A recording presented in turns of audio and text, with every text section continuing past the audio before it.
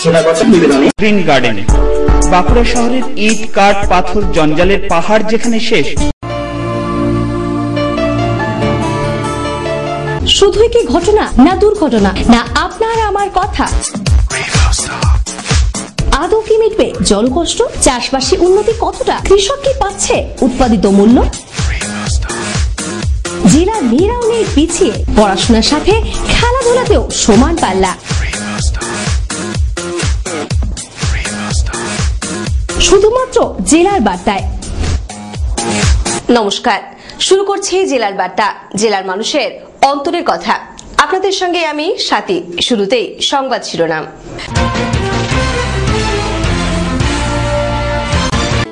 মহানগরীকে টপকে উচ্চ মাধ্যমিকের শীর্ষে জঙ্গলমহল, মেধা তালিকায় ফের উজ্জ্বল জেলা।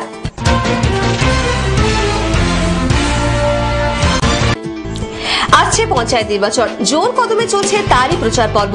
জেলার পঞ্চায়েতগুলির হাল হাকিকত নিয়েই আমাদের বিশেষ নিবেদন নজরে পঞ্চায়েত।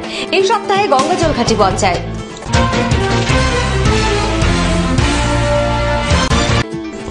পঞ্চায়েত নির্বাচনের মনোনয়নকে ঘিরে সন্ত্রাসের অভিযোগ অস্বীকার তৃণমূলের।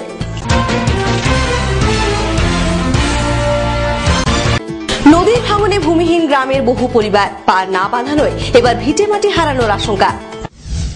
খবর বিস্তারিতভাবে। উচ্চ মাধ্যমিকের ফলাফলে রাজ্যের সেরা বাঁকুড়া। মেধা তালিকায় প্রথম স্থানে সিমলাপালের রামানুজ সিনহা মহাপাত্র সহ প্রথম 10-এ 7 কৃতী বাঁকুড়ার। ফলাফলকে ঘিরে খুশির উচ্ছ্বাস শহর থেকে জঙ্গলমহলে।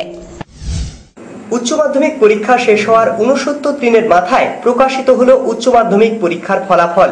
প্রায় 6 লক্ষের বেশি ছাত্রছাত্রী এবারের উচ্চ মাধ্যমিক পরীক্ষার্থী ছিল। মাধ্যমিকে প্রথম স্থান হাতছাড়া হওয়াতে কিছুটা আক্ষেপ ছিল জেলাবাসীর।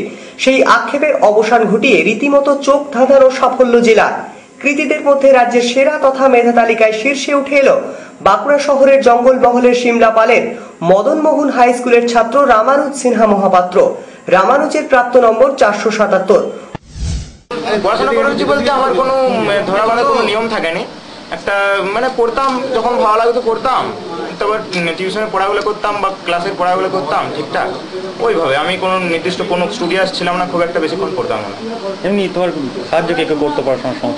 সাহায্য বলতে মানে বাড়িতে সাহায্য খুব একটা পাইনি, কিন্তু স্যারদের কাছে সাহায্য পেয়েছি খুবই। স্কুলের টিচাররা? হ্যাঁ, স্কুলের টিচাররা ওনারা আমার খুব ভালোবাসতেন এমনিতে।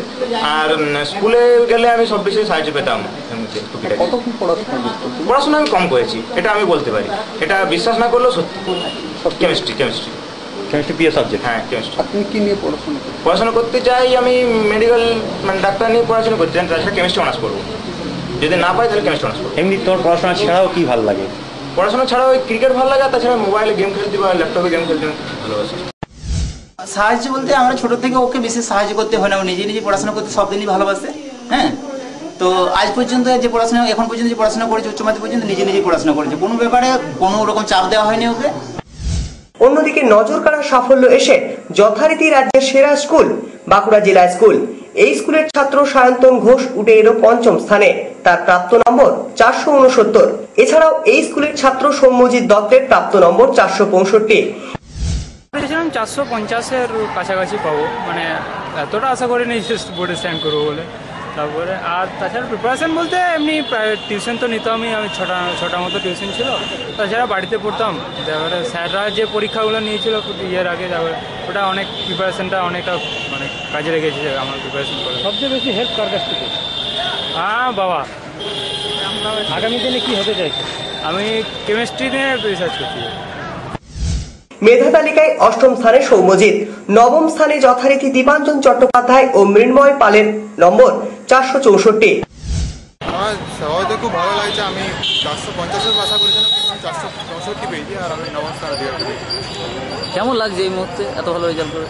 ভালোই লাগছে অবশ্যই, তবে আমার কাছে এইচএসের থেকে মেডিকেল বা অন্যান্য জয়েন্ট এন্ট্রান্সগুলো বেশি গুরুত্বপূর্ণ। কি হতে চাইছো? অবশ্যই মেডিকেল নিয়ে পড়তে যাই, ইঞ্জিনিয়ারিং পরীক্ষা ভালো হয়েছে, যে কোনো একটা পড়তে। 10ম স্থানে সৌরভ বন্দ্যোপাধ্যায়, তার প্রাপ্ত নম্বর 463। সম্প্রতি প্রধান শিক্ষককে ঘিরে বিতর্ক দানা বাঁধতে থাকা এই স্কুলের ছাত্ররা উজ্জ্বল রাখলো রাজ্যের শিক্ষার মানচিত্রে নিজেদের সেরা স্বীকৃতি। অন্যদিকে বাঁকুড়া মিশন গার্লস হাই স্কুলের ছাত্রী অমৃতা দাস উঠে এলো 10ম স্থানে, তার প্রাপ্ত নম্বর 463। স্বাভাবিকভাবেই জেলার অভূতপূর্ব ফলাফলে খুশির হাওয়া শিক্ষক মহলে। ব্যুরো রিপোর্ট, জেলার বার্তা। বামেদের পথ ধরে এবার মনোনয়নপত্র তোলা ও জমা দেওয়া নিয়ে শাসক দলের বিরুদ্ধে সন্ত্রাসের অভিযোগ কংগ্রেসের। জেলার বিভিন্ন ব্লকে বাম ও কংগ্রেস প্রার্থীদের উপর হামলা ও হুমকি দেওয়া হচ্ছে বলে অভিযোগ বাম ও কংগ্রেস নেতাদের। অন্যদিকে অভিযোগ উড়িয়ে তৃণমূলের দাবি প্রার্থী না পাওয়ায় এমন অভিযোগ করছে বিরোধীরা। 7টি ব্লকের নির্বাচন যে কার্যত প্রহসনে পরিণত হবে এমন অভিযোগ করছিল জেলা সিপিএম এর শীর্ষ নেতৃত্ব। এবার ওই একই ইস্যুতে মুখ খুলল কংগ্রেস। কতুলপুর বিধানসভায় কতুলপুর ব্লকে আমরা প্রার্থী মনোনয়ন শুরু করেছি এবং মানুষের মধ্যে একটা ব্যাপক সাড়া দিয়েছে, কিন্তু তার সাথে দেখা যাচ্ছে কিছু কিছু সময় কিছু প্রার্থীদের বাড়ি গিয়ে তাদের হুমকি দেওয়া হচ্ছে। কিন্তু তার চেয়ে উল্লেখযোগ্য বিষয়, আমারই কতুলপুর বিধানসভার অন্তর্গত জয়পুর ব্লকে শাসক দলের কর্মীরা বিরোধীদের একটাও প্রার্থী দাঁড় করতে দিচ্ছে না। প্রত্যেক কংগ্রেস কর্মীদের বাড়ি বাড়ি গিয়ে হুমকি দিয়েছে, যদি কেউ কংগ্রেসের প্রার্থী হয় তাহলে তার ব্যবস্থা করা হবে।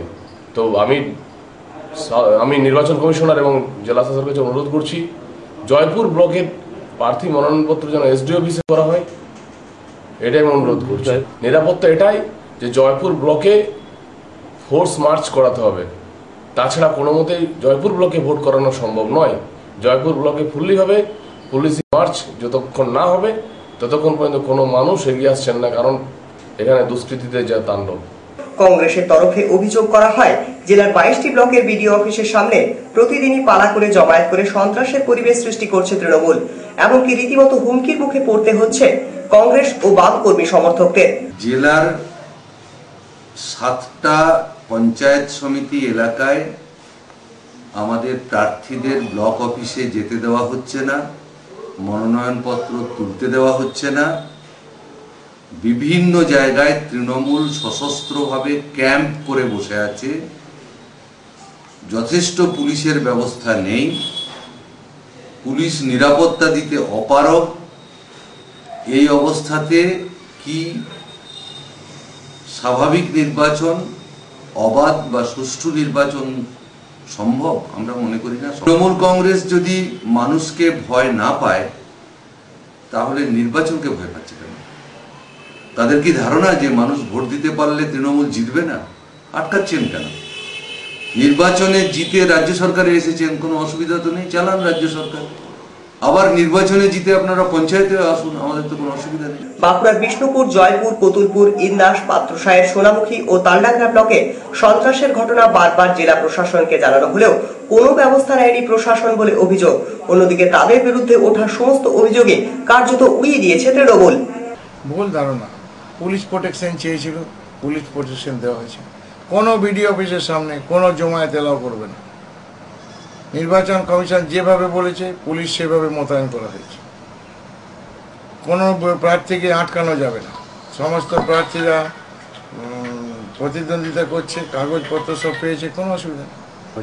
কেন পাবে না? গণতান্ত্রিক দেশে দুটো দল ছাড়া যেমন একটা ফুটবল খেলা হয় না, একটা ফুটবল ম্যাচ করতে গেলে তো দুটো দলকে খেতে হতো। একটা গণতান্ত্রিক পদ্ধতিতে রাজনৈতিক দলটা প্রতিদ্বন্দ্বিতা করবে না, করুক।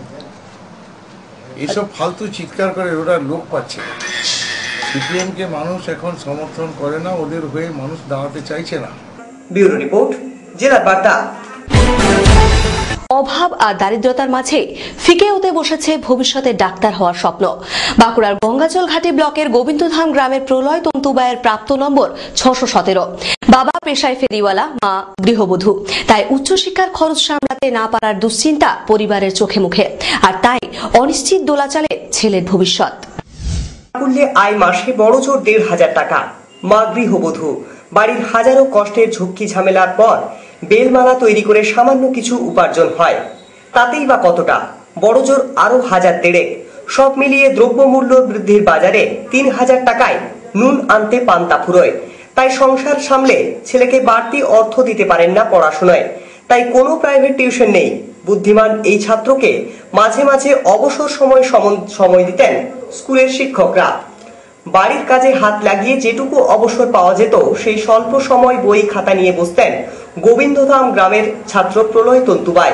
কিন্তু সেই বাধাকে টপকে রীতিমতো জলজল করছে তার মাধ্যমিকের রেজাল্ট। 88%-এরও বেশি নম্বর পেয়ে একরাশ দুশ্চিন্তা যেন গ্রাস করছে পরিবারকে। 17। কিভাবে তুমি এই রেজাল্ট করলে? আমাকে শিক্ষকরা যেভাবে বলেছেন আমি সেভাবে পড়ে গেছি, হয়তো এরকম ইঞ্জিনিয়ার হয়েছে। কোন স্কুলে পড়তে তুমি? খাটাখুদাটা উচ্চ বিদ্যালয়। স্কুলের শিক্ষকরা কিভাবে সাহায্য করতেন? হ্যাঁ, স্কুলের শিক্ষকরা বই দিয়ে না পারলে সেটাকে আরো ভালোভাবে বুঝিয়ে এভাবে সাহায্য করতেন আমাকে। এরকম টিউশনে যেতাম, এরকম ভিড়ের মাঝে যেতাম, গিয়ে শিক্ষক ছিল না। এরকম টিউশনের শিক্ষকরা আমাকে সাহায্য করেছেন খুব। কোন সাবজেক্টে বেশি নাম্বার পেয়েছো? অঙ্ক। কত পেয়েছো? 98। তুমি অঙ্ক নিয়ে কিছু পড়তে চাও? হ্যাঁ, অঙ্ক নিয়ে পরবর্তীকালে পড়তেও চাই, দেখা যাক কত দূর হয়। ভবিষ্যতে কি হতে চাও? ডাক্তার। ডাক্তার হবে? তোমার নাম? প্রলয় তন্তুবাই। প্রত্যন্ত গ্রামের এই ছাত্রের স্বপ্ন ভবিষ্যতে ডাক্তার হওয়া, কিন্তু উচ্চশিক্ষায় পড়াশোনার যে বিপুল ব্যয়ভার বহন করা কার্যত দুষ্কর তা বোঝেন অভাবী মা বাবা। আমার ছেলে প্রলয় তন্তুবাই, তো বহু কষ্টে আমরা পড়াইছি। এখন আমি গ্রামে গ্রামে গামছা বিক্রি করি, হয়তো ওর বাড়িতে নেই, বিক্রি করে এনে পয়সা দিই। আমার উপার্জন সেরকম বেশি নাই, হয়তো কোনোদিন হয় কোনোদিন হয় নাই, হয়তো 50-60 টাকা যে বললো সেটা আমার পক্ষে বলা সম্ভব নয়, কিন্তু চালাই হয়তো এর আর সাহায্যে বা প্রাইভেট মাস্টার বা স্কুল মাস্টার ওরা আমাকে যেমন বলে আমি সেইভাবে হয়তো সকাল সারাদিন ঘুরে এসে আমি রাত 10টা পর্যন্ত বা 11টা পর্যন্ত সেটার এখানে থাকি, ভোর দিকে ওর মা থাকে। আমাদের সাহস ওইটুকু নেই, মাস্টাররা যে আমাদের বলছে টিউশনি বেতন পর্যন্ত লেই নেই, কি আমার তো কিছু নাই। এরপর ছেলেকে এখন তো কাছে বলা যাচ্ছে না যে না তো পারবো না, ওর মন যাতে না ভাঙে চেষ্টা করছি। ওর কাছে বিভিন্ন ব্যক্তির কাছেও আমি গ্রামেরও যাই, হয়তো কেউ যদি বই দিল, বই নিয়েছে, সেরকম রেজাল্ট আছে যে বই দিয়েছে বা সহযোগিতা এখন যতদূর এখন ওর কাছে বলা হয়েছে। তারপর এখন যদি কোনো সহযোগী ব্যক্তি বা কোনো প্রতিষ্ঠান থেকে যদি সেরকম কিছু পায় তো দেখা যাক, যদি পায় না তখন আমাদের গরিবের ঘর বন্ধ হয়ে যাবে। তাই চেয়ে চিন্তেই দিন কাটছে তাদের, যদিও আগামী দিনে ছেলের স্বপ্ন সত্যি পূরণ হবে কিনা তা জানেন না পরিবার। রামকুমার আচার্যের রিপোর্ট, জেলার বার্তা। আসছে পঞ্চায়েত নির্বাচন, মনোনয়ন পর্ব শেষের পর চলছে পঞ্চায়েতের প্রচার পর্ব। জেলার 22টি ব্লকের 190টি পঞ্চায়েত কোথায় কেমন কাজ হয়েছে তার হাল হাকিকত জানতে আমরা এই সপ্তাহে পাড়ি দিয়েছিলাম গঙ্গাচর ঘাটি ব্লক এলাকায়। উন্নয়ন আর অনুন্নয়নের বাদানুবাদকে ঘিরেই শুরু হয়ে গিয়েছে এই পঞ্চায়েতের রাজনৈতিক তরজার লড়াই। মুখে জোট লড়াইয়ে সামিল ডান বাম দুই শিবির। বাঁকুড়া জেলায় গঙ্গাচরঘাটি ব্লকের 3স্তরীয় পঞ্চায়েত নির্বাচনের হাল হকিকত জানতে আমাদের প্রতিনিধি হাজির হয় ওই ব্লকে। অন্যান্য যে জায়গায় যে সন্ত্রাস চলছে বা নমিনেশন দিতে প্রার্থীদের দিচ্ছে না, আমাদের ব্লক বিশেষ করে গঙ্গাচরঘাটিতে সেই অবস্থাটা নাই। এখানে মোটামুটি আমরা সুষ্ঠুভাবেই আমাদের যে নমিনেশন দেওয়ার কাজটা সেটা প্রায় আমরা সেরে ফেলেছি। তবে যেটা পরবর্তী ক্ষেত্রে হচ্ছে এখানে যে প্রার্থীদেরকে আমরা করেছি সেই প্রার্থীদের কিছু কিছু জায়গায়, এটা সর্বত্র নয়, কিছু কিছু জায়গায় তাদেরকে হুমকি দেওয়া হচ্ছে। পরবর্তী ক্ষেত্রে তাদেরকে বলা হচ্ছে দেখে নেব, এই করে কিছু কিছু প্রার্থী তারা ভয়ে আমাদের কাছে এসে বলছে, তাদের মেয়ে ছেলেদেরকেও হুঙ্কার দিচ্ছে, যার ফলে অনেক জায়গাতে আমাদের 2টো করে প্রার্থী রাখতে হয়েছে। এরকম ঘটনা কিন্তু আমাদের ব্লকে ঘটেছে। তথ্যের দিকে নজর দিলেই বোঝা যাবে এখানকার রাজনৈতিক চিত্রটা। ওই ব্লকের 10টি গ্রাম পঞ্চায়েতের মধ্যে 3টি তৃণমূল কংগ্রেসের দখলে। তার মধ্যে উল্লেখ্য বন আশুরিয়া, লটিয়াবনি ও গঙ্গাচরঘাটি পঞ্চায়েত। বিগত পঞ্চায়েত নির্বাচনে ভালো ফল করেও রাজনৈতিক সমীকরণে দখল আসেনি ভক্তাবান পঞ্চায়েতে। অন্যদিকে তুল্যমূল্য লড়াই হয়েছে 13টি আসনে, 6টিতে জয়লাভ করে পঞ্চায়েত আসেনি তৃণমূলের। সাকুল্যে 10টি পঞ্চায়েত এলাকার মধ্যে 5টিতে বেশ শক্ত প্রতিদ্বন্দ্বিতার সম্মুখীন ছিল বামেরা। অন্যদিকে ক্ষমতার পালাবদল ঘটতেই রাজনৈতিক অবস্থাটা পাল্টায় ওই এলাকায়। রাজনৈতিকভাবে এখন যথেষ্ট শক্তিশালী তৃণমূল শিবির। অন্যদিকে তৃণমূল প্রভাবিত পঞ্চায়েতগুলিতে উন্নয়নের কথা স্বীকার করে বামেদের দাবি 100 দিনের কাজ থেকে ইন্দিরা আবাসনের যোজনার উন্নতির মাত্রা আরো বাড়ত। এবারের পঞ্চায়েত নির্বাচনের মনোনয়ন জমা দিতে পারছে না বলেও শাসক দলের বিরুদ্ধে অভিযোগ জানিয়েছে বাম নেতৃত্ব। লুটাবনি গ্রাম পঞ্চায়েত এলাকায় এমনি প্রকাশ্যে কোনো সন্ত্রাস নেই, কিন্তু আমাদের প্রার্থীদের ফোনে হুমকি দেওয়া হচ্ছে এবং দেখা হলো তৃণমূলীরা বলছে দাঁড়ায় না, দাঁড়ালে তোমাদের সর্বনাশ হয়ে যাবে, পরে দেখে নেবো, এইসব কথাবার্তা বলছে। এর বাইরে কিছু আমরা লক্ষ্য করছি না। আর উন্নয়ন বলতে লুটাবনি গ্রাম পঞ্চায়েত সেরকম একটা উন্নয়ন হয়নি। এখানে আপনারা যেখানে রয়েছেন পাশেই গ্রাম 5 পয়সা কাজ করেনি, যার ফলে ওদের সম্পর্কে মানুষের একটা ধারণা খারাপ হচ্ছে। আর এখানে তৃণমূলে যারা নেতৃত্ব দিচ্ছে এই 5 বছর পঞ্চায়েতের মধ্যে তাদের অর্থনৈতিক বিশাল উন্নতি ঘটেছে। এর আগে তারা পঞ্চায়েত পাওয়ার আগে তা যাদের মোটর সাইকেল ছিল বা সাইকেল ছিল তখন তারা টাটা সুমো বোলারো এই নিয়ে ঘুরে বেড়াচ্ছে। এর ফলে মানুষের ওদের প্রতি একটা বিতৃষ্ণা বা বীতশ্রদ্ধ বা ওদের সময় খারাপ ধারণার সৃষ্টি হয়েছে। এর ফলে ওরা এই নির্বাচনে যেটা আমরা লক্ষ্য করছি ওই চাপা সন্ত্রাস হুমকি টুমকি দেবে। পরবর্তীকালে কী হবে সেটা এখনই বলতে পারছি না, কারণ যত দিন এগিয়ে আসবে তত বেশি ওদের প্রচুর টাকা বিভিন্নভাবে রোজগার করেছে, ঠিকাদারি করে হোক বা বিভিন্ন তোলা আদায় করে। এখানে অনেক ফেরো কারখানা আছে, এখানে বড় মেজর তাপবিদ্যুৎ কেন্দ্র রয়েছে। ওদের তোলাবাজিটা তো সর্বজন শিক্ষিত, যার ফলে তোলাবাজি করে যে টাকাগুলো আদায় করবে সেটা নির্বাচনে খরচ করবে। পরবর্তীকালে বুঝতে পারবো যে ওদের যে চাপা সন্ত্রাস, গোপনে যে সন্ত্রাস, সেইটা প্রকাশ্যে আসবে কিনা, তখন আমাদের পদক্ষেপ সেভাবে নিতে হবে যদি প্রকাশ্যে আসে। এই আর কি। সব মিলিয়ে এই ব্লকের 10টি পঞ্চায়েতের শেষ পর্যন্ত কি রাজনৈতিক সমীকরণ দাঁড়ায় সময় বলবে সে কথা। ওই লুটামণি গ্রাম পঞ্চায়েত গোটা বাঁকুড়া জেলা নয়, গোটা এশিয়া মহাদেশের সর্বোত্তম একটা বৃহত্তম পাওয়ার প্ল্যান্ট। সেই পাওয়ার প্ল্যান্টে সিপিএমের নেতৃত্বে সেই পাওয়ার প্ল্যান্টে এলাকার ভূমিহারা, বাস্তুহারা, কৃষক থেকে শুরু করে এলাকার মানুষ, বেকার যুবক যুবতী থেকে শুরু করে সবাইকে বামপন্থ বঞ্চিত করেছে। তো আমরা 2008 সালে তৃণমূল কংগ্রেস সেই পঞ্চায়েত ক্ষমতায় আসি। ক্ষমতায় আসার পর আমরা যে উন্নয়নটা 34 বছরে করতে পারি না সিপিএম বামপন্থ, সেটা আমরা 5 বছরে করিয়ে দেখিয়েছি। তার প্রমাণ আমরা যে কোনো সময় যে কোনো মিনিটে আমরা দিতে পারবো, সেটা আমরা চ্যালেঞ্জ নিয়ে বলতে পারি। 2008 সালে যখন প্রথম আমি পঞ্চায়েত প্রধান হিসেবে নিয়েছিলাম, সব জোরে বলতে হতো, শপথ নিয়েছিলাম সেদিন থেকে আজ 2013 পর্যন্ত আমার এলাকার সমস্ত উন্নয়ন, রাস্তাঘাট, পানীয় জল, মানুষের স্বাস্থ্যসেবা, পরিকাঠামো সমস্তটাকেই এক নজরে ভালোভাবে নিয়ে এসেছি। ব্লকের মধ্যে এখন 1 নম্বরে আমরা আছি এবং উন্নয়নের পরিকাঠামো আপাতত আমরা পঞ্চায়েতের আইএসডিপির মধ্যে আমরা আছি। বাঁকুড়া জেলার 113টা গ্রাম পঞ্চায়েতের মধ্যে আমরা সেই নাম নথিভুক্ত লুটামণি গ্রাম পঞ্চায়েতে আমরা আছি। উন্নয়নে আজ পর্যন্ত আমার ধারা অব্যাহত রেখেছি। কাজের সাফল্য আমাদের ভালোই আছে, 60.2। তবে এবার কী কী কাজ হয়েছে অত তো আমরা তো কাজের লোক, অত তো সঠিক তো বলা যাবে না, সেগুলো তার জন্য এইখানে ইয়ে আছে, কিন্তু কাজ হয়েছে। রাস্তাঘাট উন্নয়ন হয়েছে। 100 দিনের কাজ, 100 দিনেও কাজ হচ্ছে। আপনারা কাজ পেয়েছেন? আমি জব কার্ড নয়, কিন্তু আমার তো জব কার্ড নাই, তো আমি জব কার্ড করিনি, তো কাজ হচ্ছে, জব কার্ডে কাজ হচ্ছে দেখতে পাচ্ছি। পঞ্চায়েতের একজন আপনি বাসিন্দা, আপনি কি এই পঞ্চায়েতের থেকে কোন রকম কোন সাহায্য পেয়েছেন? একবার দিয়েছিল, এখন কাজে ফাজে হয় নাই, বুঝলা। আমার লোক নাই তো। পঞ্চায়েত থেকে কোনো সাহায্য পেয়েছেন কোনোদিন? না, কোনো জিনিসটা পাইনি। রাস্তাঘাট কেমন এখানকার? রাস্তাঘাট ওই আপনার দেখাচ্ছে। আচ্ছা, ইন্দিরা আবাস যোজনা থেকে কোনো ঘর টর পেয়েছেন? আমি পাইনি, আমি বলছি অন্য মানুষ, আমি আপনাকে বলছি যে এক কিছু পাইনি। দেয় নাই, আর প্রতিবন্ধী বলে একটা ঘরও দেয় নাই।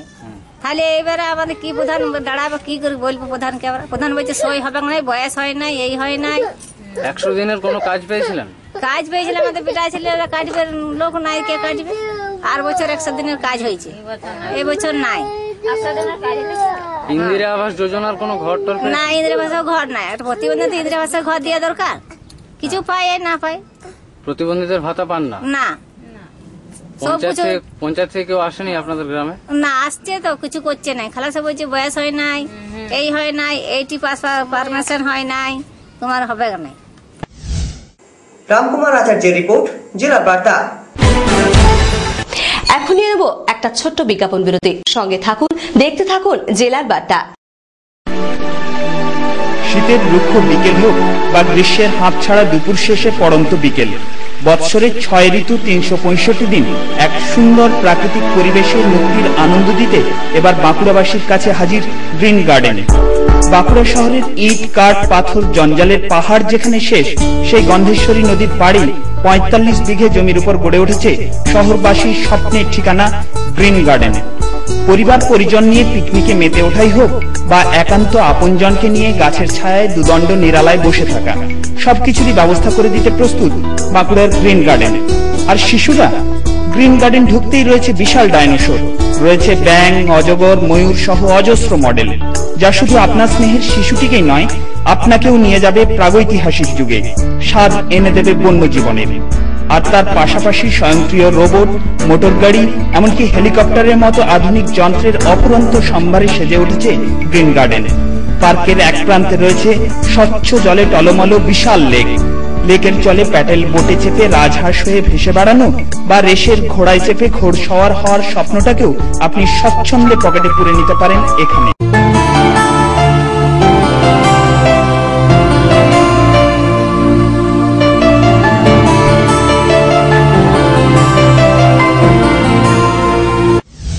ফিরে এলাম বিরতির পর।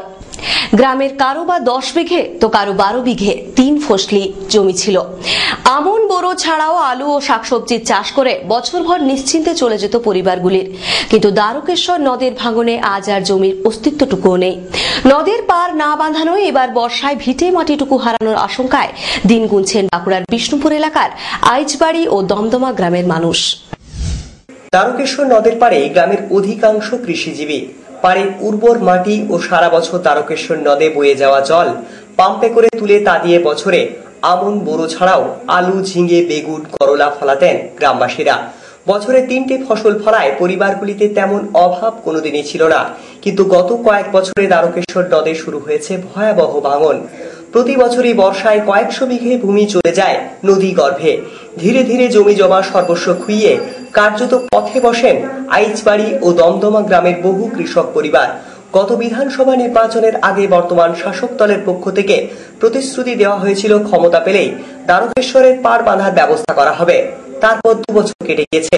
এলাকার বিধায়ক শ্যামাপ্রসাদ মুখার্জি রাজ্যের মন্ত্রী হয়েছেন, কিন্তু আজও দ্বারকেশ্বরের পাড় বাঁধানো হয়নি। সামনে বর্ষা, গত কয়েকদিনের বৃষ্টিতেই বাড়তে শুরু করেছে দ্বারকেশ্বরের জল। চলতি বছরের পাড় ভাঙতে ভাঙতে দ্বারকেশ্বরে ঢুকে পড়তে পারে গ্রাম।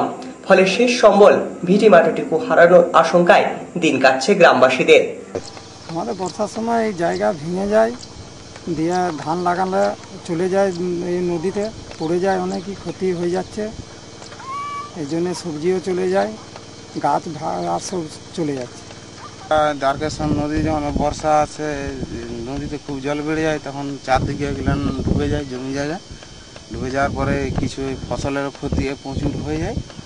তার ভিতরে ঘর বাড়িও কাছাকাছি জল চলে যায়, ঘর ডুবে যাওয়ার মধ্যে থেকে অসুবিধা। মানে নদী মানে চলে আসছে, দেখে আমরা তো শেষকালে চলে যেতে হবে অন্য জায়গাকে। কেন? এই নদী দিয়ে তো মনে করো না আমাদের ঘর দ্বারকে চলে যায়, তাহলে সেখানে আমরা থাকবো কি করে? অনেকবার বলা হয়েছে সরকারকে। ব্যুরো রিপোর্ট, জেলা বার্তা। ভুল পথ ধরা দলীয় কর্মীদের কড়া হুঁশিয়ারি বিমান বসুর। পঞ্চায়েতে মানুষের অধিকার রক্ষার জন্য প্রয়োজনে কর্মীদের 100 দিন জেল খাটার পরামর্শ। মন্ত্রীদের বেতন বাড়ানো নিয়ে কটাক্ষের পাশাপাশি মনোনয়ন জমা দিতে না পারার কারণকে রাজনৈতিক হাতিয়ার করার ইঙ্গিত। ভুল পথ ধরা বাম কর্মীদের পঞ্চায়েত নির্বাচনের মুখে কড়া হুঁশিয়ারি দিলেন ফ্রন্ট চেয়ারম্যান বিমান বসু। নিজেদের শোধরাতে না পারলে তাদের প্রচারের কাজে যে ব্যবহার করা হবে না, এদিন তা স্পষ্ট করে জানিয়ে দিয়েছেন বিমান বসু। বাঁকুড়ার বর্জনায় বামফ্রন্টের একটি কর্মী সভায় যোগ দিতে গিয়ে বিমান বসু বলেন, মানুষের দলীয় কর্মীদের কাছে কোনো সমস্যা নিয়ে গেলে প্রথমে মন দিয়ে তার কথা শুনতে হবে। যদি তার সমাধান করা যায় তবে তার চেষ্টা করতে হবে, না করা গেলে সরাসরি জানিয়ে দিতে হবে। কোনো বাম কর্মী সাধারণ মানুষের সঙ্গে খারাপ ব্যবহার সহ্য করা হবে না বলে আকারে ইঙ্গিতে বুঝিয়ে দিয়েছেন তিনি। মানুষ তার সমস্যা নিয়ে আসবে, কোথায় যাবে? সরকারে যারা থাকে তাদের কাছে আসে, আপনার কাছে এসছে বলে তাকে আপনি আচরণ কি? দেখুন, যেখানে ভোটে প্রার্থী দেওয়া যায়নি সেটা তো রাজনৈতিক কারণেই দেওয়া যায়নি। পঞ্চায়েত নির্বাচনে সাধারণ মানুষের নির্বাচনের অধিকার ও উন্নয়নের অধিকার সুরক্ষিত রাখতে প্রয়োজনে 100 দিন জেল খাটতে হলেও কর্মীরা যাতে ভয় না পান তার পরামর্শ দিয়েছেন তিনি। রাজ্যের বিভিন্ন জেলায় শাসক দলের সন্ত্রাসের কারণে বাম প্রার্থীদের মনোনয়ন জমা দিতে না পারার প্রসঙ্গে তিনি বলেন, ওই ঘটনাগুলিতে তারা প্রচার করবেন। রাজ্যের মন্ত্রীদের বেতন বৃদ্ধি নিয়েও কটাক্ষ করেন বিমানবাবু। ব্যুরো রিপোর্ট, জেলার বার্তা। মনোনয়ন পর্বের শেষে এবার দেওয়াল লিখনের পর্ব, সাথে মিছিল করে কার্যত নির্বাচনের প্রথম দফার প্রচার শুরু তৃণমূলের। চড়া রৌদ্রকে উপেক্ষা করেও পঞ্চায়েত নির্বাচনের প্রচারে জেলা তৃণমূল কংগ্রেসের শীর্ষ নেতৃত্ব। দেয়াল তুমি কার, এই প্রশ্নটাই যেন কার্যত বড় হয় নির্বাচনের মুখে। নির্বাচনী প্রচারে ঢেকে পড়ে দেওয়াল। হরেক কিসিমের মুখরোচক দেওয়াল লিখনের শিল্প কৌশলে কোথাও ব্যঙ্গ আবার কোথাও বা বিদ্রুপ। পঞ্চায়েত নির্বাচনের মুখে সেই দেওয়াল লিখন ও পদযাত্রার মধ্যে দিয়ে প্রচার শুরু তৃণমূলের। জেলার তাপমাত্রার পারদ ঊর্ধ্বমুখী হলেও সেই মাত্রা উপেক্ষা করেই প্রচার সারছেন তৃণমূলের জেলা শীর্ষ নেতৃত্ব। লক্ষ্য একটাই, মানুষের কাছাকাছি পৌঁছে পঞ্চায়েতে জয়লাভ। সব মিলিয়ে প্রকৃতির তাপমাত্রার সাথে পাল্লা দিয়ে ভোটের তাপমাত্রায় জমজমাট জেলা। আজকে থেকে দলের সমস্ত কর্মীরা নির্বাচনী প্রচারের সঙ্গে সঙ্গে দেয়াল লেখন শুরু করেছে। আমিও এদের সঙ্গে নির্বাচনী প্রচারে প্রথম শুরু করলাম। আমাদের এই এলাকার নাম হচ্ছে ঘলডাঙ্গা। ব্যুরো রিপোর্ট, জেলা বার্তা। শেষ করার আগে খবরের বিশেষ বিশেষ অংশ আরেকবার।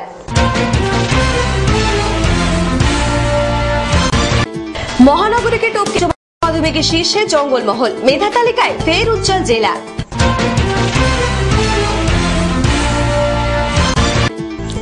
আসছে পঞ্চায়েত নির্বাচন, জোর কদমে চলছে তারই প্রচার পর্ব।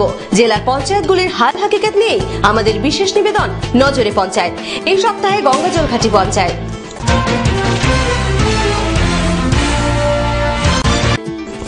পঞ্চায়েত নির্বাচনের মনোনয়নকে ঘিরে সন্ত্রাসের অভিযোগ অস্বীকার তৃণমূলের।